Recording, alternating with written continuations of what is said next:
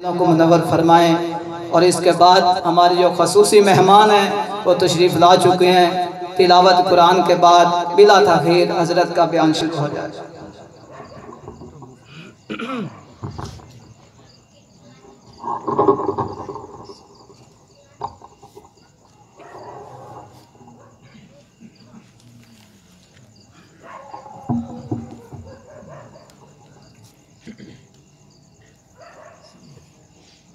الحمدللہ وکفا وسلام علی عبادہ الذین اصطفى اما بعد فاعوذ باللہ من الشیطان الرجیم بسم اللہ الرحمن الرحیم والذین آمنوا اشد حبا للہ سبحان ربک رب العزت عما یصفون وسلام علی المرسلین والحمدللہ رب العالمین اللہم صلی علی سیدنا محمد وعلی آل سیدنا محمد وبارک وسلم۔ حدیث قدسی ہے، اللہ تعالیٰ ارشاد فرماتے ہیں کنت کنزا مخفیہ، میں ایک چھپا ہوا خزانہ تھا، فاحببت ان اعرف، میں نے چاہا کہ میں پہچانا جاؤں، فخلقت الخلق، تو میں نے مخلوق کو پیدا فرمایا۔ اللہ تعالیٰ فرماتے ہیں کہ میں چھپا ہوا خزانہ تھا، میں نے یہ چاہت کی، احببت چاہا، احببت کا صیغہ اللہ تعالیٰ نے ارشاد فرمایا ہے۔ احببت حب سے ہے، حب کہتے ہیں محبت کرنے کو۔ مطلب یہ کہ اللہ تعالیٰ نے جو اپنی مخلوق کو پیدا فرمایا، اس کا بنیادی مقصد محبت کرنا تھا۔ اللہ تعالیٰ کو اپنی مخلوق سے محبت ہے، چنانچہ اللہ تعالیٰ قرآن کریم میں ارشاد فرماتے ہیں والذین آمنوا اشد حبا للہ، ایمان والوں کو اللہ تعالیٰ سے شدید محبت ہوتی ہے۔ کیا مطلب؟ مطلب یہ کہ ایمان والے اللہ تعالیٰ سے ٹوٹ کر پیار کرتے ہیں۔ سبحان اللہ۔ اللہ تعالیٰ چاہتے ہیں کہ یہ میرے بندے، ان کے دل میری محبت سے لبریز ہوں، ان کے دلوں کے اندر میری محبت سمائی ہوئی ہو، بلکہ ان کے دلوں کے اندر میری محبت چھائی ہوئی ہو۔ اللہ تعالیٰ نے ہمیں مختلف اعضاء سے نوازا، ہر عضو کا الگ الگ کام ہے۔ آنکھ کا کام دیکھنا ہے، زبان کا کام بولنا ہے، کان کا کام سننا ہے، اور دل کا کام محبت کرنا ہے۔ دل بحر محبت ہے، محبت یہ کرے گا، دل بحر محبت ہے، محبت یہ کرے گا، تو لاکھ اسے بچا یہ کسی پہ تو مرے گا۔ پتھر سے ہو خدا سے ہو یا پھر کسی سے ہو، پتھر سے ہو خدا سے ہو یا پھر کسی سے ہو، آتا نہیں ہے چین محبت کیے بغیر۔ کوئی بندہ سینے کے اندر دل رکھتا ہے اور یہ دعویٰ کرتا ہے کہ مجھے کسی سے محبت نہیں ہے، ایسا ہو نہیں سکتا۔ اس کا مطلب ہے کہ اس کے دل کے اندر، سینے کے اندر دل نہیں ہے، سل ہے۔ دل ہو اور محبت نہ ہو، ایسا نہیں ہو سکتا۔ ہاں ایسا ضرور ہوگا، یا تو اس کے دل کے اندر اللہ تعالیٰ کی نورانی محبت کا اجالا ہوگا، یا پھر دنیا کی شہوانی نفسانی محبت کا اندھیرا ہوگا۔ جب اللہ تعالیٰ کی محبت دل کے اندر آتی ہے تو نیکیوں کا شوق بڑھ جاتا ہے، اور جب دنیا کی محبت دل کے اندر آتی ہے تو حضور اکرم صلی اللہ علیہ وسلم نے ارشاد فرمایا حب الدنیا رأس کل خطیۃ، دنیا کی محبت ہر برائی کی جڑ ہے۔ اور اس کی تفصیل میں مشائخ کرام فرماتے ہیں وَتَرْكُهَا مِفْتَاحُ كُلِّ فَضِيلَةٍ، دنیا کی محبت کو چھوڑ دینا ہر بھلائی کی فضیلت کی کنجی ہے۔ تو ایک مومن بندے کی یہ شان ہے کہ اس کے دل کے اندر اللہ تعالیٰ کی محبت غالب ہو، دنیا کی محبت مغلوب ہے۔ اللہ تعالیٰ نے قرآن کریم کے اندر اپنے چند نیک بندوں کی صفات کا تذکرہ فرمایا ہے جن سے اللہ تعالیٰ محبت فرماتے ہیں۔ چنانچہ اللہ تعالیٰ ارشاد فرماتے ہیں وَأَحْسِنُوا إِنَّ اللَّهَ يُحِبُّ الْمُحْسِنِينَ، نیکی کرو، اللہ تعالیٰ نیکی کرنے والوں سے محبت فرماتے ہیں۔ جو بندہ نیکی کرے گا وہ اللہ تعالیٰ کا محبوب بنتا جائے گا، اللہ تعالیٰ کا محبوب بنتا جائے گا۔ اور فرمایا وَيُحِبُّ الْمُتَّقِينَ، اللہ تعالیٰ متقین سے محبت فرماتے ہیں، جو لوگ تقوی اختیار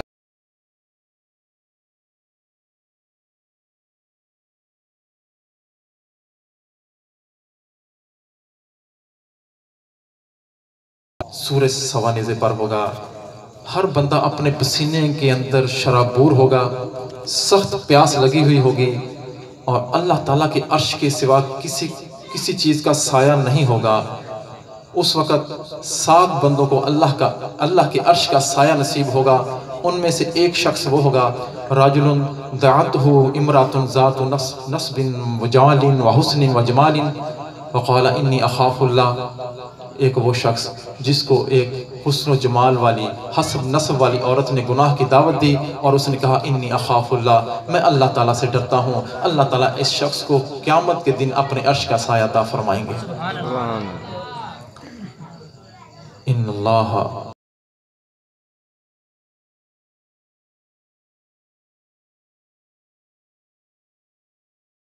بشریت اس سے گناہ سرزد ہو جاتا ہے، لیکن گناہ کر کے بندہ غفلت میں نہ پڑا رہے، فوراً توبہ کرے۔ توبہ جب بندہ کرتا ہے، گناہ گار بندہ جب توبہ کرتا ہے، اللہ تعالیٰ کو اتنی خوشی ہوتی ہے، اتنی خوشی ہوتی ہے، اللہ تعالیٰ فرشتوں سے فرماتے ہیں آسمان پر چراغاں کرو۔ فرشتے پوچھتے ہیں یا اللہ یہ چراغاں کیوں کیا جا رہا ہے؟ اللہ تعالیٰ فرماتے ہیں آج میرے روٹھے ہوئے بندے نے مجھ سے سلو کر لی ہے۔ سبحان۔ حضور اکرم صلی اللہ علیہ وسلم نے حکایت بیان فرمائی ہے، مشکاہ شریف کی حدیث ہے، فرماتے ہیں کہ ایک شخص صحرا کے اندر جا رہا ہے، اس کا اونٹ اس کے پاس ہے، اونٹ کے اوپر اس کا سامان لدا ہوا ہے، زادے راہ ہے، رسی پکڑی ہوئی ہے اور چلتا جا رہا ہے۔ اتنے میں کیا ہوتا ہے کہ اونٹ بدکتا ہے اور رسی اس کے ہاتھ سے چھڑا لیتا ہے اور وہ بھاگ جاتا ہے۔ اب یہ بندہ اس اونٹ کے پیچھے پیچھے اور وہ آگے آگے، صحرا کے اندر اونٹ کو کون پکڑ سکتا ہے؟ اونٹ اس کی آنکھوں سے اوجھل ہو جاتا ہے، یہ بندہ بھاگ بھاگ کر حلقان ہو جاتا ہے، پیاس کی شدت ہے، اوپر چمچماتی دھوپ ہے۔ اب اس بندے کو اپنی موت سامنے نظر آنا شروع ہو جاتی ہے، اور یہ موت کے انتظار کے اندر ایک درخت کے نیچے لیٹ جاتا ہے اور اس کو غشی کا دورہ پڑتا ہے، بے ہوش ہو جاتا ہے۔ اور جب تھوڑی دیر کے بعد اس کو افاقہ ہوتا ہے، آنکھ کھلتی ہے تو کیا دکھتا ہے؟ اس کا اونٹ اسی طرح سامنے کھڑا ہے، سامان سے لدا ہوا۔ اتنا خوش ہوتا ہے، اتنا خوش ہوتا ہے، اور خوشی کے عالم کہتا ہے اللہم انت عبدی وانا ربک، اے اللہ تو میرا بندہ میں تیرا رب۔ وہ الفاظ ہی غلط کر بیٹھا، اس نے کہنا تو یوں تھا کہ اے اللہ تو میرا رب میں تیرا بندہ۔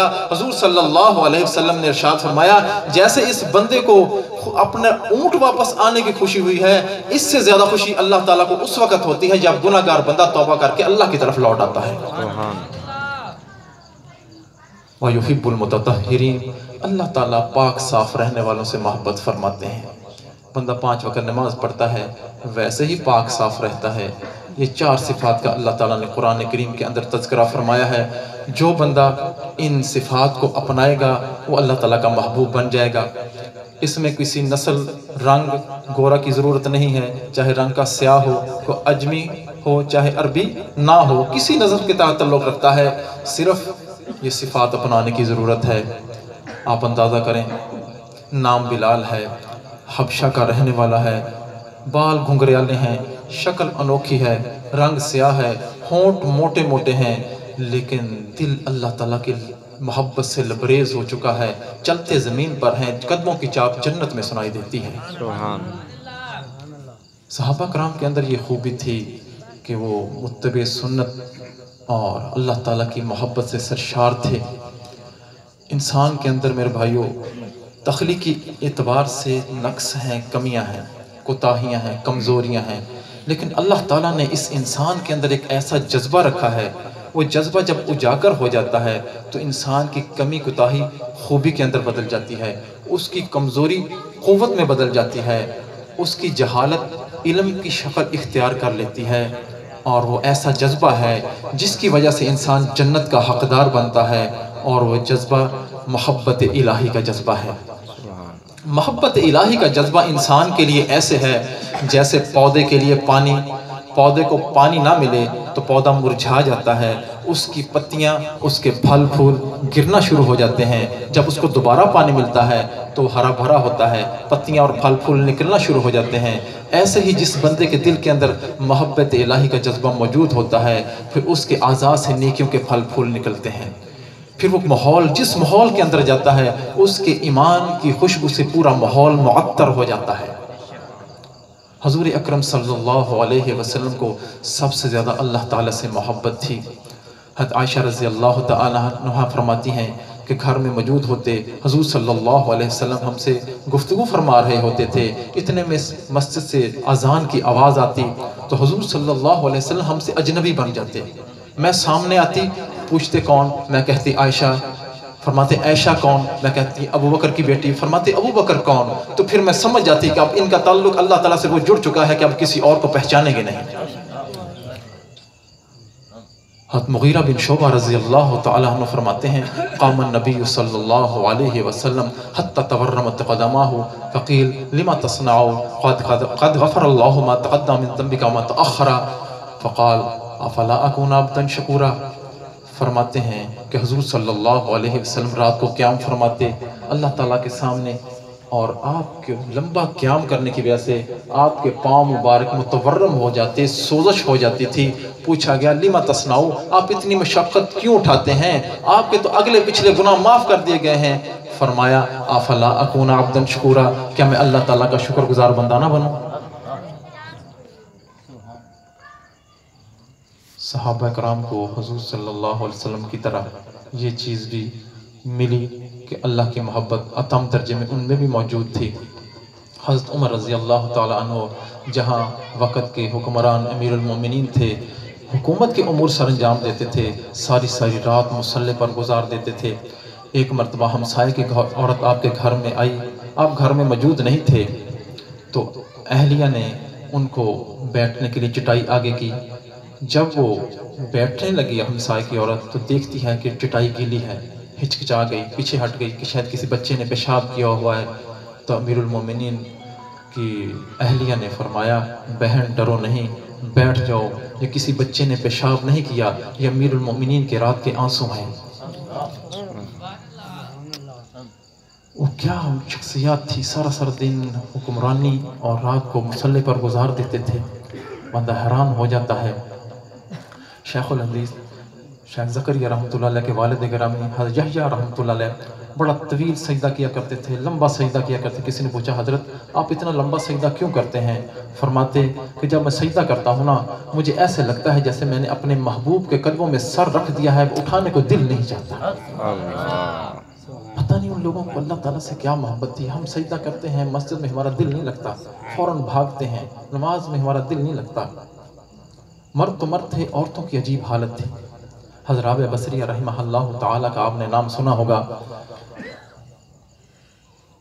ایک شخص آپ سے ملنے کے لیے آیا، آپ فجر کی نماز پڑھ کے فارغ ہوئی، ذکر اذکار کے اندر بیٹھی ہوئی تھی۔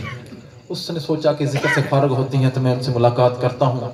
وہ ذکر کرتی رہی، سورج طلوع ہو گیا، سورج طلوع ہوا تو اشراق کی نماز پڑھنے میں مشغول ہو گئیں۔ اشراق کی نماز پڑھتے پڑھتے چاشت کی نماز کا وقت ہو گیا تو چاشت کی نماز پڑھنی شروع کر دی، حتیٰ کہ زوال کا وقت ہو گیا، ذکر اذکار کے اندر مشغول ہو گئیں۔ اس کے بعد ظہر کی نماز کا وقت داخل ہو گیا، ظہر کی نماز اتنی طویل پڑی کہ عصر کی نماز کا وقت داخل ہو گیا، عصر کی نماز میں مشغول ہو گئیں۔ اس کے بعد ذکر اذکار کے اندر بیٹھ گئیں حتیٰ کہ سورج غروب ہو گیا۔ مغرب کی نماز پڑھی، مغرب کی نماز پڑھنے کے بعد اوابین کے نوافل پڑھنے شروع کر دیے، نوافل پڑھتے پڑھتے عشاء کی نماز کا وقت داخل ہو گیا، اور جب عشاء کی نماز کا وقت داخل ہوا، عشاء کی نماز سے فارغ ہوئے، عشاء کی نماز سے پڑھ کر فارغ ہونے کے بعد نوافل کی نیت باندھ لی اور ساری رات نوافل کے اندر گزار دی۔ وہ بندہ حیران تھا یہ کب فارغ ہوگی، میں کب ان سے ملاقات کروں گا۔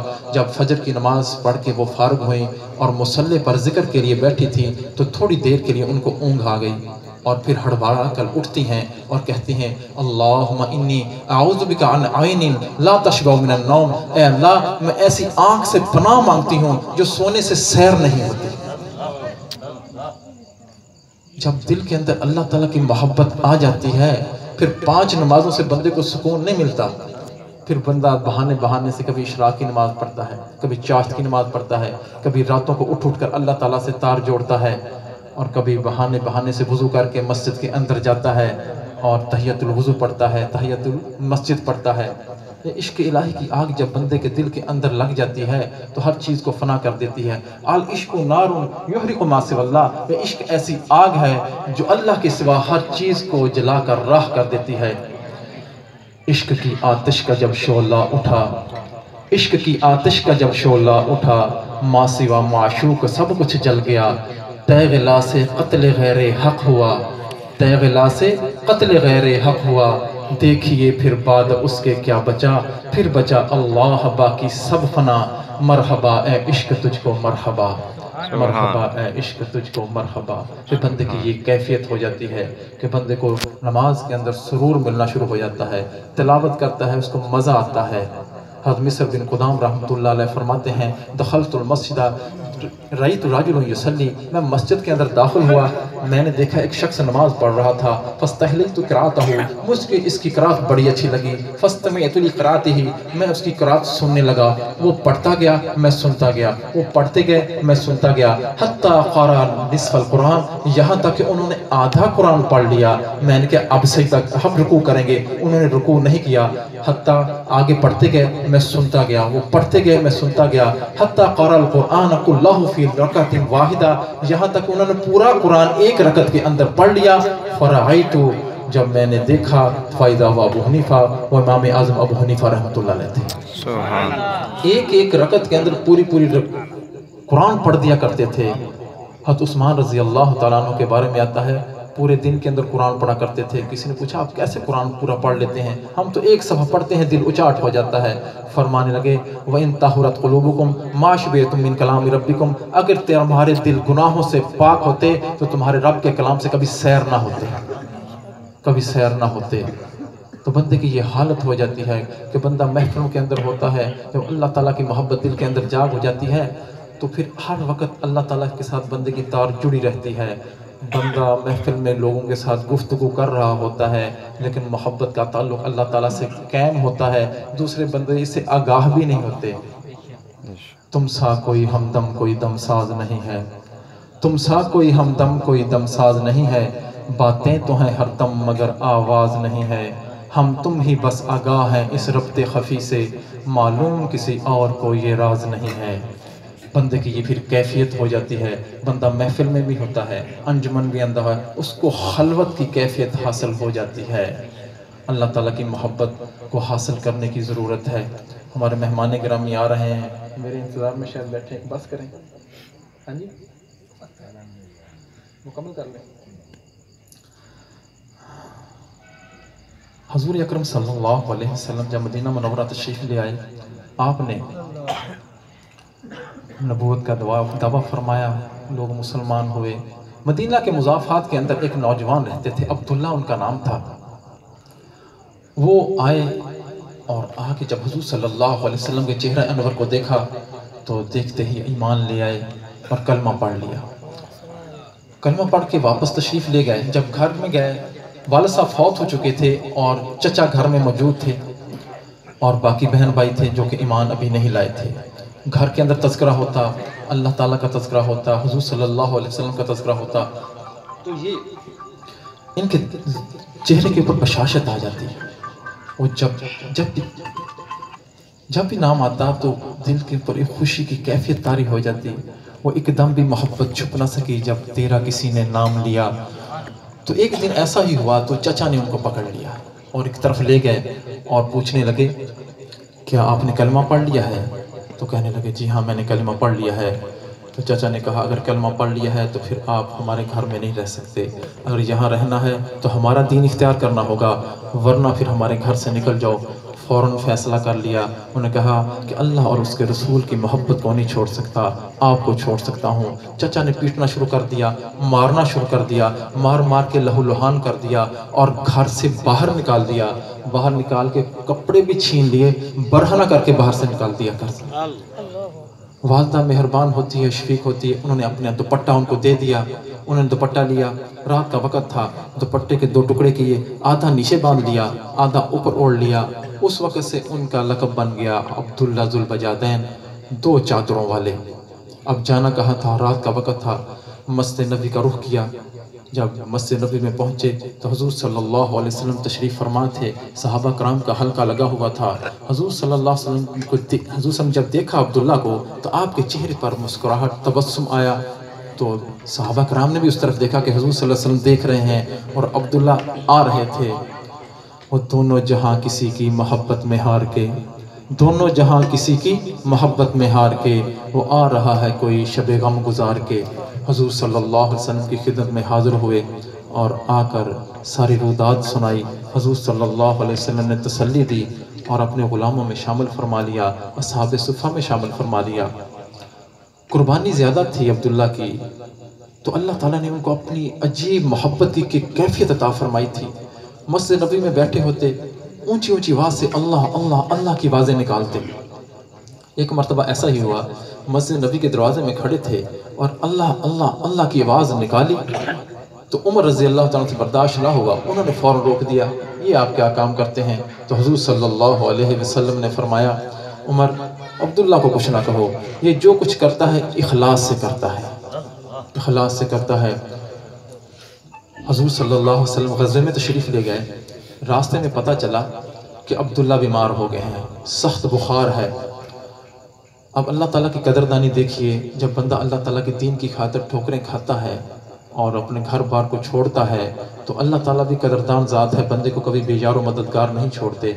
عبداللہ بیمار ہو گئے، حضور صلی اللہ علیہ وسلم نے ابو بکر عمر رضی اللہ تعالیٰ عنہ کو ساتھ لیا اور تیمارداری کے لیے تشریف لے گئے۔ جب قریب پہنچے تو سانس آخری لمحوں میں تھی، آپ نے ان کو لیا، ان کے سر کو لے کر اپنی گود مبارک کے اندر رکھ لیا۔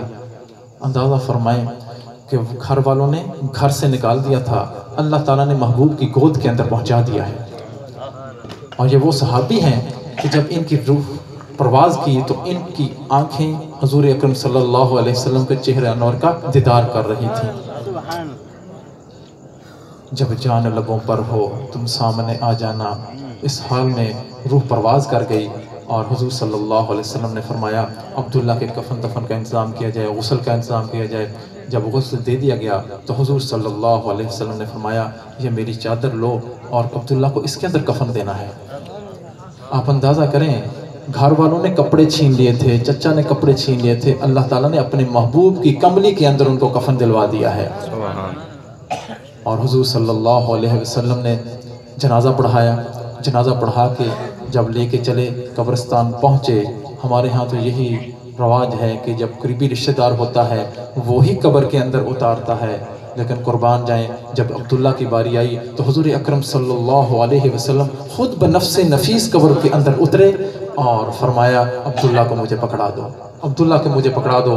جب عبداللہ کو پکڑایا گیا، حضور صلی اللہ علیہ وسلم نے عبداللہ کو ایسے زمین کے سپرد کیا جیسے کوئی امانت سپرد کرتا ہے، اور اللہ تعالیٰ سے دعا کی، یا اللہ میں عبداللہ سے راضی ہوں، تو بھی راضی ہو جا، میں عبداللہ سے راضی ہوں، تو بھی راضی ہو جا۔ حضرت عمر رضی اللہ تعالیٰ حسرت کیا کرتے تھے کہ کاش میں عبداللہ کی جگہ ہوتا تو مجھے یہ الفاظ حضور صلی اللہ علیہ وسلم نے فرمائے ہوتے۔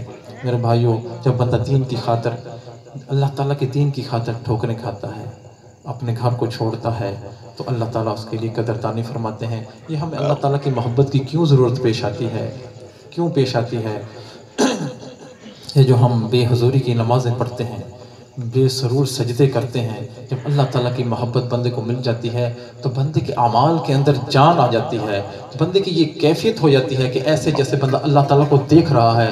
حدیث جبرائیل ہے، حضور صلی اللہ علیہ وسلم کی خدمت میں جبرائیل علیہ السلام حاضر ہوئے، پوچھا مل احسان، احسان کیا ہے؟ حضور صلی اللہ علیہ وسلم نے فرمایا ان تعبد اللہ کأنک تراہ، تم اللہ تعالیٰ کی عبادت ایسے کرو جیسے تم اللہ تعالیٰ کو دیکھ رہے ہو۔ اگر یہ کیفیت حاصل نہ ہو فإنہ یراک، تو یہ تو حاصل ہونے چاہیے کہ اللہ تعالیٰ تمہیں دیکھ رہا ہے۔ تو اللہ تعالیٰ کی محبت کو ضرورت ہے کہ بندے کے دل کے اندر ہونی چاہیے تاکہ بندے کے اعمال کے اندر جان آ جائے۔ یہ ہم بے حضوری کی نمازیں پڑھنا چھوڑ دیں، سرور آئے ہم سجدہ کریں تو سر اٹھانے کو بندے کا دل نہ چاہے۔